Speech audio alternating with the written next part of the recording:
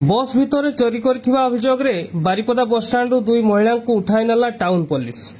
रविवार दिन प्राय 10 घटिका समय एक घरोई बस भितर एक वृद्धा बैग रु मनी पर्स चोरी होइथिबा नै बारिपदा बस स्टाण्ड ठारे अभियोग आछि।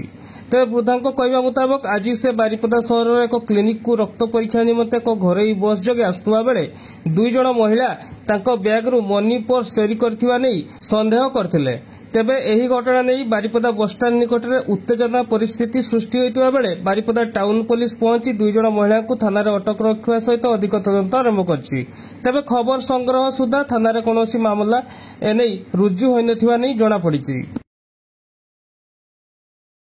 तरुलता महांत आमे आपन घरटा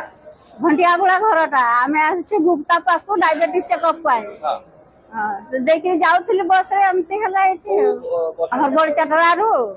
से आगरू नहीं जाइछि से मु जाने नहीं ये खुली किचन खुली के से पस नहीं जाइछि मु ओली के या म छुआरा कहै कि देख ना तोर पस अछि ना नहीं मु देखुछि बेले आ पस नाही देखले ना पस नाही ना छी झियोटा से ठिया हैतला नहीं ये नहीं छी कहला आ जंकर हाथ मारिथिला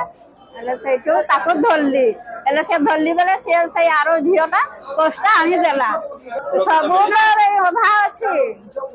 हमें कौन चाहिए हम तो धुरिया घर।